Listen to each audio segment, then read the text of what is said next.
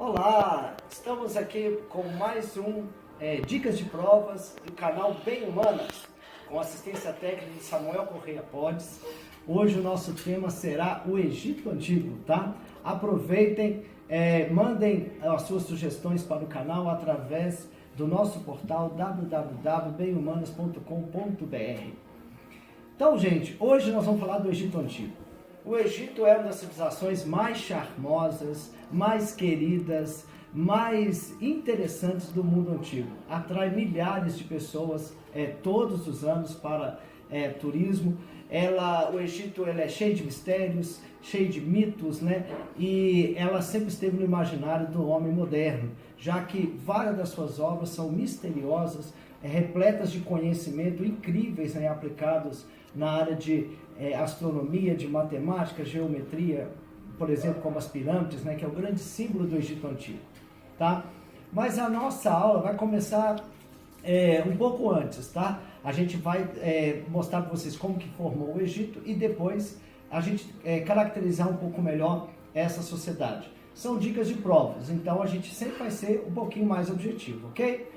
Então tá, gente, o Egito Antigo, ele na verdade, um conjunto de povoamentos, aldeias que surgiram ao longo do Rio Nilo, ocupado por volta de 7.000 a.C., tá? Então nós estamos falando de uma ocupação já no finalzinho do período da pré-história, no finalzinho do Neolítico, tá? As populações ocuparam essa região em busca de terras férteis. Lembrar que o Rio Nilo, ele atravessa o deserto do Saara, né, que é muito impróprio, lógico, para a ocupação. Então, a presença do Rio Nilo lá faz com que haja a possibilidade da sobrevivência dos seres humanos lá da pré-história. Lembrar, gente, que uma das coisas que sempre cai no vestibular é uma frasezinha que Heródoto, grande historiador grego, disse há 2.500 anos atrás no livro Histórias, que o Egito é uma dádiva do Nilo. Hoje nós vamos tomar cuidado com essa afirmação, tá ok? É lógico que Heródoto quis dizer que toda a beleza do Egito, toda a pujança da sua economia, da produção, ela vinha, claro, do aproveitamento das águas e dos digues criados pelos homens ali. Só que essa frase não está bem correta, porque se não fosse o trabalho organizado, o estudo sobre as cheias do Nilo, essa civilização não teria como aproveitar os recursos naturais adequadamente e construir sua civilização. Então, gente, o que a gente está querendo dizer no final é que Heródoto não disse uma mentira, né? As águas são o recurso natural mais importante para os povos antigos, mas ela não explica a cultura egípcia, tá? Nós temos que juntar também o elemento humano, ok? Então fica a dica. Essa frase é verdadeira, mas não vamos dizer assim, respeitosa. Ela não foi, não abrangeu também o trabalho humano dos egípcios antigos a construir sua civilização, tá bom? Bom, gente, então, quando as populações vieram para lá e se agregaram em torno das margens do Rio Nilo, eles perceberam que havia ali uma periodicidade. De tempos em tempos o rio enchia. E era perigoso, porque ao encher ele toma todas as margens, né? Então, assim, os homens tiveram que compreender primeiro como que eram essas cheias, como é que funcionavam essas cheias, né? Eles descobriram que certas estrelas poderiam ser usadas, né, quando aparecessem em certos momentos no firmamento, como um alerta, né, tanto para começar a colheita ou como sair de lá, né? Sair de lá para evitar a perda de vidas com as enchentes. Tá? Então nós tivemos que ver isso. Os egípcios então perceberam que o rio, durante alguns meses no ano, ele trazia lá da sua margem, ela está localizada numa região de floresta tropical, trazia um humus, né, uma lama preta, que ela subia nas margens, no caso, e fertilizava toda aquela terra próxima ao rio. Então ali eles aproveitavam então para plantar. Então, isso é um humus trazido, né, de resto de animais, de folhas das árvores, no caso dessa floresta carregada pelo Rio Nilo, ok? Aí os homens, então, foram se adequando, olhando como que isso acontecia, formaram suas aldeias. As aldeias no Egito é chamada de nomos. Cada aldeia tinha um chefe. O chefe do nomos chama-se nomarca, tá? Alguns ficaram muito poderosos, têm sua história, mas a história do Egito Antigo, da questão, como eu disse, do charme, vem quando houve a unificação de todos os nomos e os nomarcas tiveram que jurar fidelidade a um novo chefe. Esse novo chefe é chamado de faraó, ok? O faraó talvez seja o principal símbolo, né, da cultura egípcia. Bom, gente, o faraó, no caso, o primeiro faraó teria sido, né, Narmer, que algumas traduções, vindo do grego, é chamado de Menés. Isso aconteceu mais ou menos, né, por volta de 3.200 a.C., ok? Com a unificação começa a era dos faraós. O Estado egípcio ele é categorizado como um Estado teocrático, ou seja, o chefe político é também um chefe religioso. Segundo a lenda, Menés seria descendente direto de Horus, que por sua vez é filho do casal mais sagrado no Egito Antigo, que é Ísis e Osíris, tá ok? Um pouco mais sobre religião a gente fala daqui a pouco, tá bom, gente? O Estado teocrático egípcio, ele era pomposo, né, muito centralizado, e o Estado tinha uma preocupação muito grande em fazer celebrações, fazer rituais, no qual se firmava cada vez mais a autoridade do faraó. Então a gente tem, através das inscrições, através de textos, que a gente nota um cuidado muito grande na hora da presença do faraó, né, frente ao povo egípcio. Eles tinham um cuidado muito grande. Ele não só era considerado Deus, como tinha que parecer ser um Deus. Então, eram celebrações muito grandes, celebrações muito bem elaboradas, né, com bastante ostentação. Então, por isso que ele era adorado pelas pessoas, tá? Muito bem. Alguns livros também, gente, tomem cuidado com isso, vão colocar o faraó na mesma categoria de chefes persas, de monarcas fenícios, vão colocar de chefes políticos da Mongólia, da China. Então, alguns historiadores vão também chamar o faraó de um exemplo de despotismo oriental. O déspota oriental, gente, ele tem como característica nenhuma fronteira, nenhum limite ao seu poder, tá? Geralmente ele é cercado por uma série de funcionários, vive uma vida de corte muito faustosa, tem uma ostentação muito grande de riqueza, tá? E o faraó, segundo alguns historiadores, encaixaria também nessa classificação. Então, gente, em prova, fiquem atentos. O faraó pode vir como Estado teocrático ou como exemplo de despotismo oriental, ok? Bacana? Então, gente, politicamente, Estado centralizado, teocrático, déspota oriental. Gravou?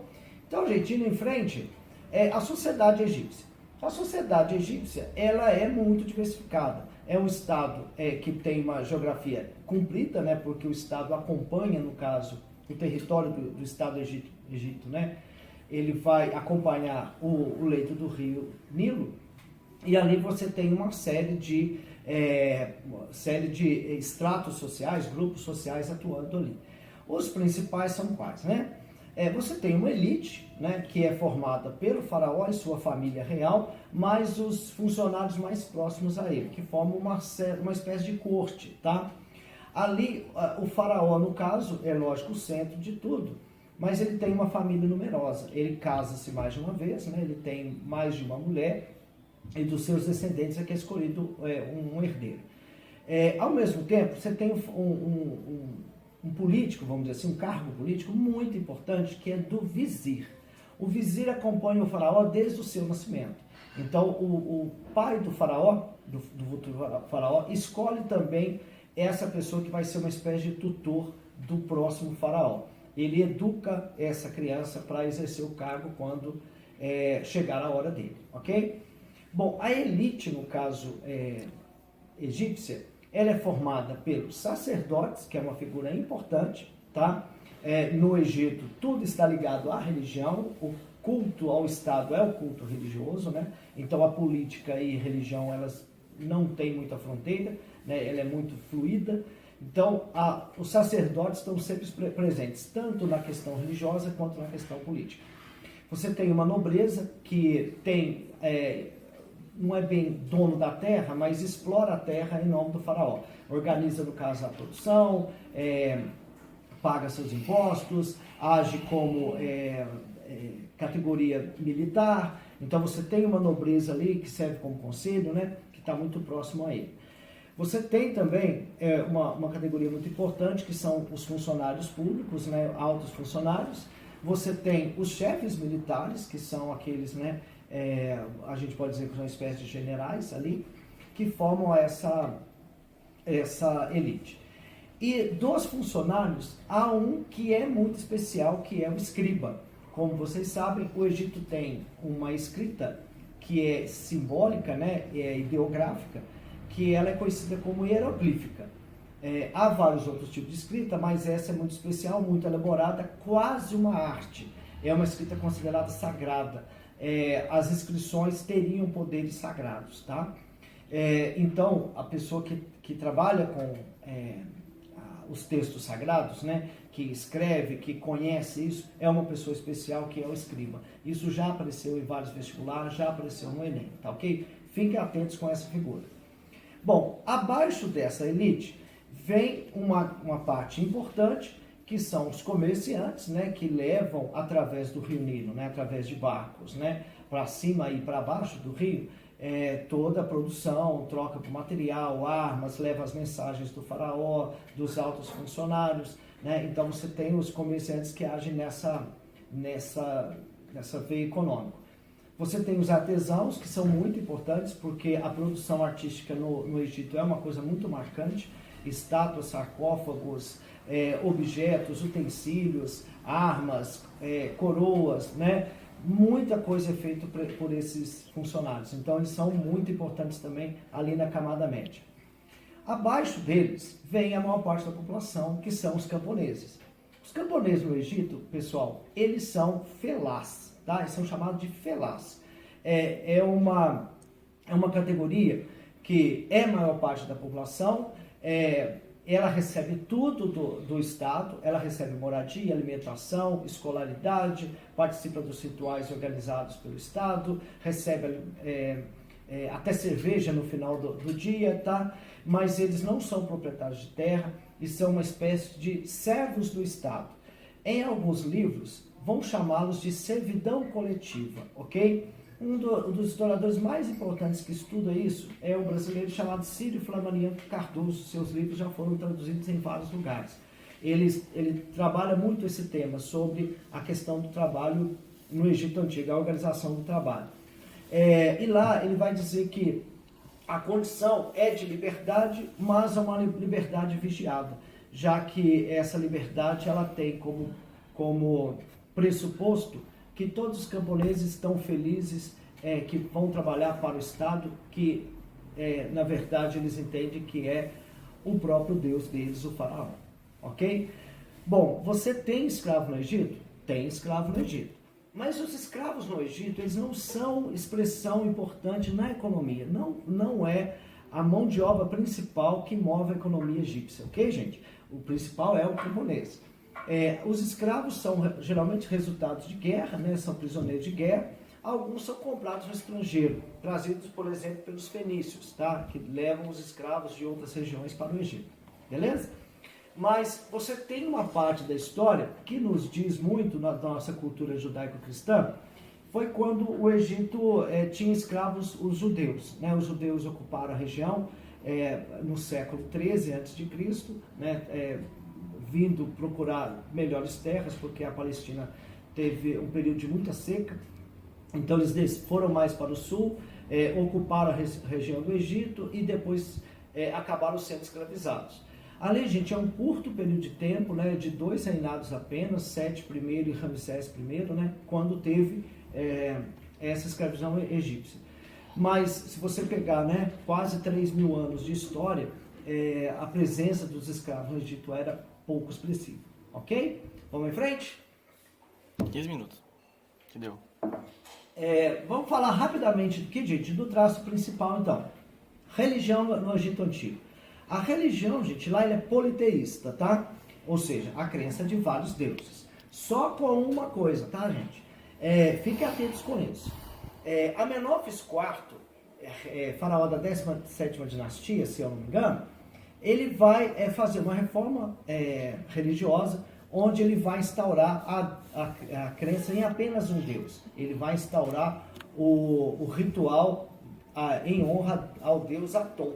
Então ele foi rebatizado, ele deixou de ser Amenófis IV, foi chamado de Akhenaton, aquele que serve ao deus Aton, e ele, no caso, ele faz essa reforma. Então, durante um curtíssimo período da história egípcia, eles tiveram monoteísmo. Mas assim que ele morreu, voltou à antiga religião. Ele foi mais tarde considerado como um faraó herético. A maior parte das inscrições que continham o seu nome foram apagadas, ou seja, ele foi condenado como um proscrito da história egípcia, ok? Bom, gente, lá eles querem na vida após a morte, por isso o ritual de mumificação, a preservação do corpo para a vida que virá, né, depois da morte. Lembrando que mumificação não é para todo mundo, é só daquela classe alta do Egito, só dos altos funcionários e principalmente faraó, que tem mumificação. O restante da população, gente, eles enterram na areia como qualquer um de nós aqui, eles não estão nem aí para mumificar essas pessoas não, tá? Por incrível que pareça, a gente tem mais mumificação de gato no Egito Antigo do que até de pessoas. Mas, vamos em frente. Um dos símbolos sagrados do Egito Antigo, gente, é a pirâmide. Também um lugar onde eram construídos para abrigar o túmulo do faraó. Cercadas de muitos mistérios, né, porque a pirâmide é uma das maravilhas do mundo antigo, né, ela é também um símbolo dessa sociedade. Ok? Lembrar então, gente, que no Egito, uma das coisas que eles deixaram, que também nos remete bastante ao cinema, à literatura, é a sua escrita. Como eu disse, existe, na verdade, são 3 escritas no Egito. Você tem uma que é chamada de hieroglífica, hieróglifos, né, que são usados para textos sagrados, são mais elaboradas. Você tem uma hierática, que é uma letra cursiva da hieroglífica, que é usada em textos oficiais. E você tem a demótica, que é para o uso cotidiano. Tá? Lembrar que os egípcios também nos trouxeram um papiro, tá? Que foi o primeiro suporte, não sendo em pedra, para a escrita, muito interessante, a partir de caule de vegetais, né? Construída a partir de caule de vegetais. Relógios de água e de sol também foram feitos pelos egípcios, né? Fazendo aquelas obras maravilhosas, mostrando o grande desenvolvimento de aritmética e de geometria. Ok, gente? Olha, as dicas ficaram por aqui. Nos acompanhe no canal, continuamos lá colocando conteúdos no nosso site, acompanhe as nossas atualizações. Aquele abraço e até mais.